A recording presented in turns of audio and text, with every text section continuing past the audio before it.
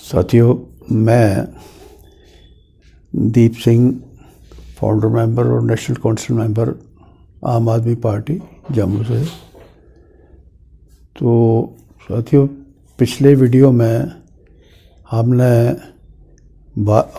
जम्मू के भाजपाइयों की जो झूठ की कहानियों से कुछ पर्दा हटाया था और आपकी नॉलेज में 2 पॉइंट लाए थे।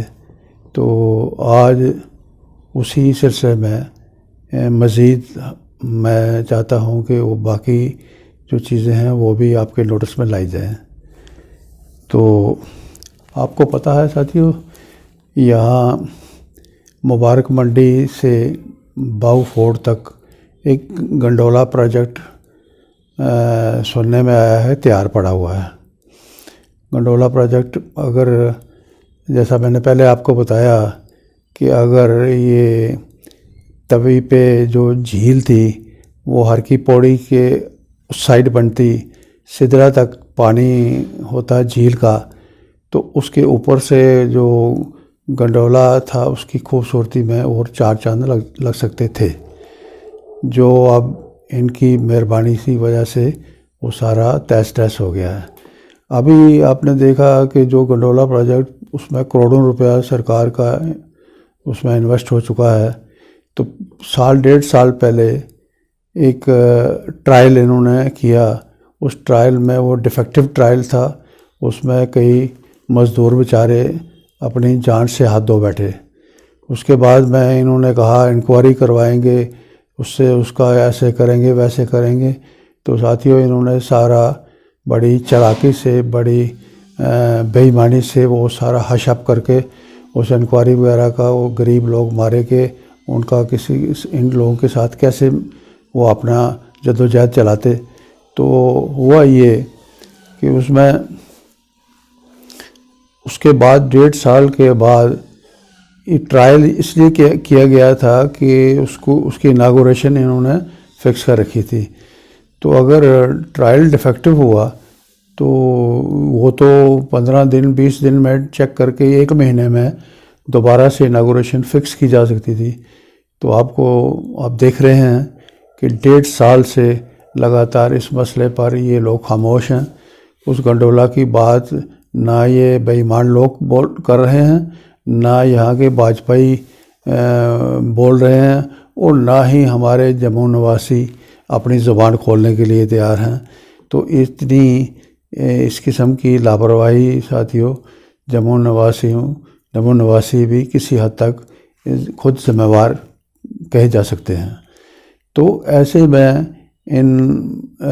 शक है कि वो प्रोजेक्ट में कहीं कोई बड़ी ख़राबी शायद आ चुकी है, जिस वजह से वो सारा डिले हो रहा है, और ये भी इनको भी सांप सूंघ गया है, खामोश होकर बैठे हुए हैं। तो हमारी अपील है कि जम्मू के जो समझदार लोग इकट्ठे होके इस इशू पर एक आवाज़ में बात करें और इनसे पूछें, इन बेईमानों से जो अपने आप को हिंदुस्तान के बहुत बड़े नेशनलिस्ट कहलाने का दावा करते हैं, यहाँ इस बात पर, इस इशू पर खामोश क्यों हैं। ये सवाल बनता है, ये करना चाहिए। दूसरा, इसी तरह साथियों, आम तौर पे सरकार जो गंदम का आटा जो है ये सरकारी दुकानों से, राशन की दुकानों से लोगों को बांटती है। तो मिडिल क्लास, हमारा गरीब आदमी, हमारा मिडिल क्लास यही आटा लेके खाता है। और उस आटे को अगर आपने कहीं देखा हो, ना देखा है, तो प्लीज़ इसको देख लीजिए। उस आटे का जो चपाती होती है वो मुंह में जैसे रबड़ की तरह चबा चबा के वो किसी को खाना पड़ती है। वो सस्ता होने की वजह से, राशन की दुकान का रेट कम होने की वजह से मजबूरी में वो लोग ख़रीदते हैं, और वो जो इस किस्म का डिफेक्टिव आटा जो खाने के काबिल नहीं है, हमारे बदकिस्मती से जो प्रोक्योरमेंट सिस्टम है FCI का या किसी एजेंसी के, सरकारी एजेंसियों का, आपने देखा होगा जब भी गंदम की प्रोक्योरमेंट होती है तो अक्सर बारिश में सारी वो गंदम बोरियों में पड़ी है तब भी बिक जाती है, खुली किसानों की पड़ी है वो भी बिक जाती है। तो घरों में तो ज़मींदार उसको सुखा के बड़े अच्छे तरीके से 2-3 दफ़ा सुखा के अपने अंदर स्टोर करता है, लेकिन सरकार के जो लोग जो तनख्वाह में खाने वाले, रिश्वत खाने वाले लोग, वो उसी तरह वो जो मॉइस्चर वाली गंदम होती है वो बोरियों में पैक हो जाती है। और कभी आप रेलवे स्टेशन जाके देखिए, जब अनलोड हो रही होती है बोगीज़, उसमें वो जो बोरी के साथ बोरी चिपकी होती है। तो कहने का मतलब है अनाज जब बिक जाता है तो उसमें इन्फेक्शन आना स्वाभाविक है। तो यहाँ वही जो गंदम है उठा के फ्लोर मिलों में जाती है। फ्लोर मिलों का और सरकार के लोगों का तालमेल आज का नहीं, बहुत पुराना चल रहा है और धड़ल्ले से चल रहा है।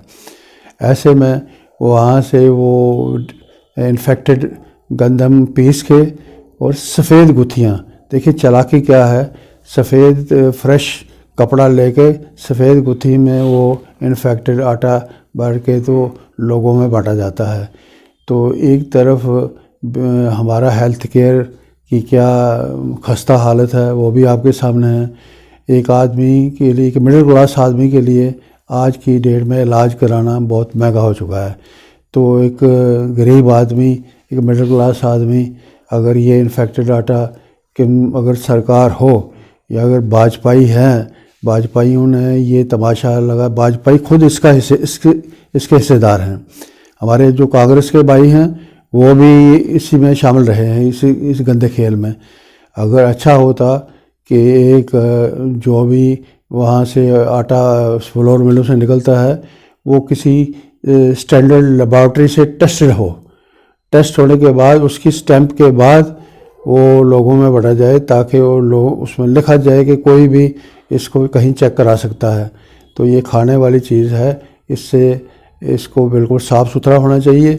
इस सेंसिटिव इश्यूज़ पे भी हम सबका फ़र्ज़ है, हम इन अंधे बहरे जो वाजपेयियों की अकल को सीधे रास्ते पर लाने का काम करें, एक आवाज़ बने, आवाज़ उठा के इस सेंसिटिव इशू पर एक अच्छी पहल जल्दी से जल्दी, बहुत पहले ही देर हो चुकी है, अब भी इसकी दुरुस्ती हो जाए तो बहुत अच्छा होगा। मेहरबानी करके इस पर सोचिएगा। तीसरा ये है, आप साथियों देखते हैं हमारे जम्मू की सड़कें वही पुरानी सड़कें हैं, कोई इस पर कोई वाइडनिंग वगैरह कभी हुई नहीं, बल्कि एनक्रोचमेंट हो रही है। फुटपाथ दुकानदारों ने काबू कर लिए हैं, सड़कों पे हज़ारों गुना ट्रैफिक बढ़ चुकी है। तो ऐसे में जो मेन रोड्स है शहर की, जम्मू है या श्रीनगर है, उस पर अक्सर जाम लगा रहता है, गाड़ियाँ जो कि स्पीड में रेंगती रहती हैं। तो ये रोज़ के रोज़ परेशानी हम सबको झेलनी पड़ती है। ऐसे में जम्मू शहर की जो म्यूनसिपल कॉरपोरेशन है वो भी गवर्न की जा रही है भाजपा के द्वारा। भाजपाइयों ने क्या भाजपाइयों की अकल का अंदाज़ा तो मैंने आप बखूबी लगा सकते हैं, ये क्या कहाँ क्या कमाल दिखा चुके हैं। यहाँ भी म्यूनसिपल कॉरपोरेशन में भी इन्होंने हज़ारों लोगों को रेडियों की परमिशन दे रखी है।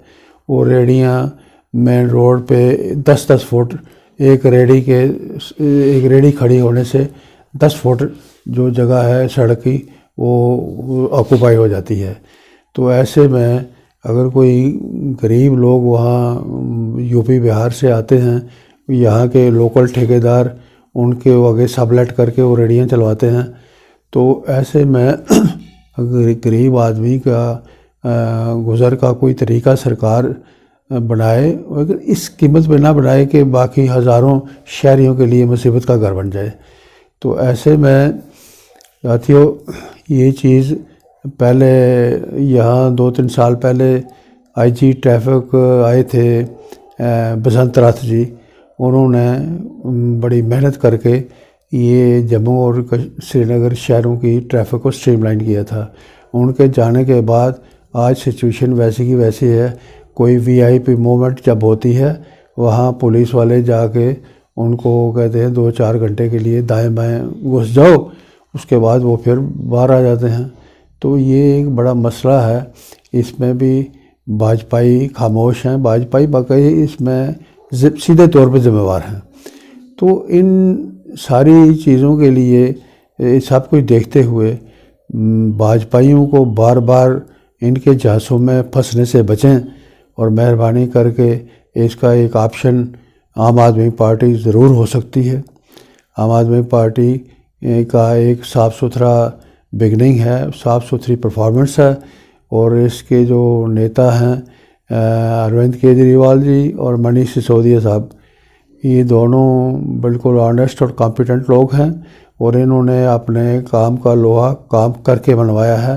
वो जो वो कहते हैं उस बात को वो बखूबी सिरे चढ़ाते हैं। तो मेरी अपील होगी कि मेहरबानी करके एक मौका आम आदमी पार्टी को जम्मू कश्मीर में ज़रूर दें, उसके मददगार बनें ताकि हम भी कुछ चीज़ों का फ़ायदा उठा सकें। बहुत बहुत शुक्रिया।